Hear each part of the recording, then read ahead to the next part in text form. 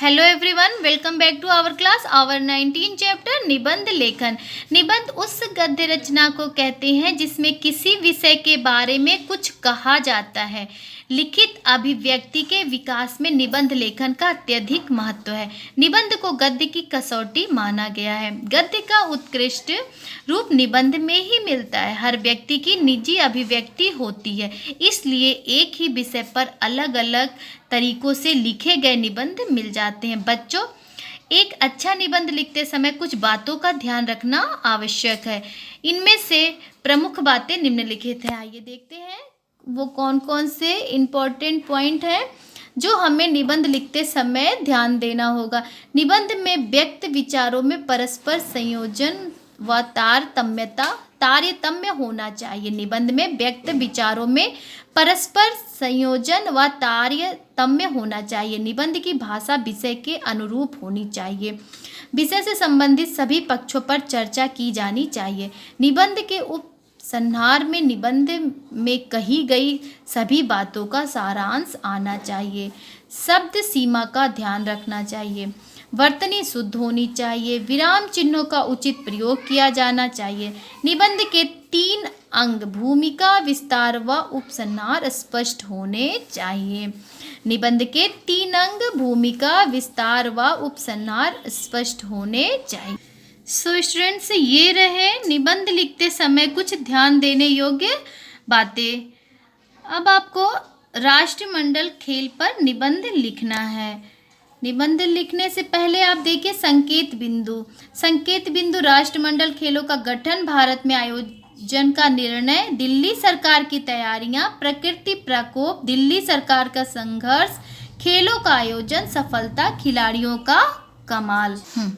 राष्ट्रमंडल खेलों में वे देश हिस्सा लेते हैं जहां किसी समय ब्रिटिश साम्राज्य की सत्ता रही है। कुल मिलाकर 72 देश राष्ट्रमंडल खेलों के सदस्य हैं। परस्पर मित्रता, सौहार्द और एकता बनाए रखने के लिए राष्ट्रमंडल खेलों का आयोजन प्रति 4 वर्ष के अंतराल पर किया जाता है। सन 2006 में राष्ट्रमंडल खेलों का आयोजन मेलबोर्न, ऑस्ट्रेलिया में हुआ। सन 2010 में भारतवर्ष ने 19वें राष्ट्रमंडल खेलों को आयोजित करने का बीड़ा उठाया। पिछले 4 वर्षों से राष्ट्रमंडल खेलों को आयोजित करने के लिए भारतवर्ष में कड़ा परिश्रम किया जा रहा था। राष्ट्रमंडल खेलों के आयोजन के लिए दिल्ली शहर का चयन किया गया। राष्ट्रमंडल खेलों के आयोजन के लिए दिल्ली शहर का चयन किया गया। खेलों के आयोजन के लिए भारत सरकार ने दिल्ली के बाह्य एवं आंतरिक सुधार के लिए जी जान से परिश्रम किया। यह तय किया था कि खेलों के आयोजन में पर्यावरण का विशेष ध्यान रखा जाएगा। खेलों के आयोजन में पर्यावरण का विशेष ध्यान रखा जाएगा और ऐसा हुआ भी। जवाहरलाल नेहरू स्टेडियम को देखते ही यह अंदाजा लग गया कि किस प्रकार पुनर्निर्माण के समय वातावरण पर विशेष ध्यान दिया गया। दिल्ली की बढ़ती जनसंख्या को मद्देनजर रखते हुए दिल्ली सरकार ने यातायात के साधनों पर पैनी दृष्टि डाली और सड़कों के भीड़ भाड़ वाले इलाकों में फ्लाई ओवर, मेट्रो रेल लाइनें, पुल, सड़कों को चौड़ा करना जैसे कार्यक्रमों को चुनौती के रूप में पूर्ण किया। अंतर्राष्ट्रीय हवाई अड्डे का सुधार कार्य तथा इसे व्यापक बनाने के कार्य को प्राथमिकता दी। आज यह हवाई अड्डा केवल 37 मिलियन यात्रियों को ही प्रतिवर्ष निर्विघ्न सेवा प्रदान नहीं कर रहा, बल्कि दिल्ली के हर कोने से भी कुछ इस प्रकार जुड़ा है कि लोग सरलता से यहाँ पहुँचने में समर्थ हैं। विदेशी खिलाड़ियों की सुविधा के लिए दिल्ली सरकार ने हर तरह के प्रयास किए। विदेशी सेवा से जुड़े लोगों को इंग्लिश स्पीकिंग कार्यक्रम के अंतर्गत अंग्रेजी बोलने का प्रशिक्षण दिया। इस कार्यक्रम में कुली, टैक्सी ड्राइवर, सुरक्षा कर्मचारी आदि सभी को सम्मिलित किया गया। इतना परिश्रम हुआ, तैयारियां हुई, फिर भी बड़े खेद की बात है कि खेलों से कुछ ही दिन पहले तैयारियों में कमी की खबरें सुनने में आने लगी। असमय वर्षा, बाढ़ तथा डेंगू नामक बीमारी के फैलने से सभी भारतीय इन खबरों को लेकर तनाव की स्थिति में थे। कहीं सफाई की शिकायत तो कहीं अधूरे निर्माण कार्य का तनाव समस्त देशवासियों एवं प्रशासन के लिए चुनौती बन गया। भारतवासियों ने ऐसे नाजुक समय में अपनी एकता, कर्मशक्ति तथा सहनशीलता का परिचय देकर विश्व के समक्ष अतुल्य भारत का उदाहरण प्रस्तुत किया, जिसे 2 सितंबर 2010 को खेलों के स्वागत समारोह ने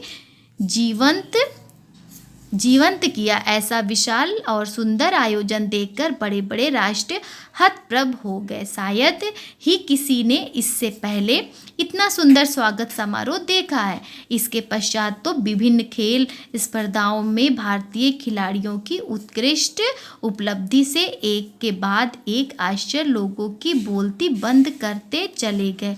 इतनी बड़ी जनसंख्या वाले शहर में यातायात नियंत्रण बेजोड़ था। स्टेडियम की सुंदरता तथा आधुनिकतम प्रसाधन किसी के लिए भी एक आश्चर्य से कम न थे। भारतवासियों का अतिथि सत्कार, विविध भोजन और प्रेम ने तो विदेशियों के दिल जीत लिए। इतना ही नहीं, भारतीय खिलाड़ियों ने खेलों में तो आशातीत सफलता प्राप्त की और राष्ट्रमंडल खेलों के लिए तैयार किया गया AR रहमान के गाने जियो उठो बढ़ो जीतो ने तो देशवासियों, दर्शकों और खिलाड़ियों को असीम जोश से भर दिया। इस प्रकार खेलों की हर दृष्टि से सफलता ने बुलंदियों को स्पर्श किया। शायद इसी गीत का प्रभाव था कि इस बार भारतीयों ने खेलों में भी आशातीत सफलता प्राप्त की। पदक तालिका में 38 स्वर्ण पदक, 27 रजत पदक और 36 कांस्य पदक लेकर भारत द्वितीय स्थान पर रहा। अंत में 14 सितंबर 2010 को 19वें राष्ट्रमंडल खेल के समापन समारोह को सफलतापूर्वक संपन्न किया गया। आज हर कोई राष्ट्रमंडल खेलों के सफलतापूर्वक संपन्न होने की प्रशंसा करता है। संसार के हर बड़े देश ने भारत की प्रशंसा की। आज भारतवासी गौरव का अनुभव करने लगे हैं। ईश्वर से हमारी यही प्रार्थना है कि हम शीघ्र ही भारत में ओलंपिक खेलों का भी आयोजन सफलतापूर्वक करने में समर्थ हों। सो स्टूडेंट्स, ये रहा राष्ट्रमंडल खेल का निबंध जो कि आपको नोटबुक में लिखना है। Okay, thank you.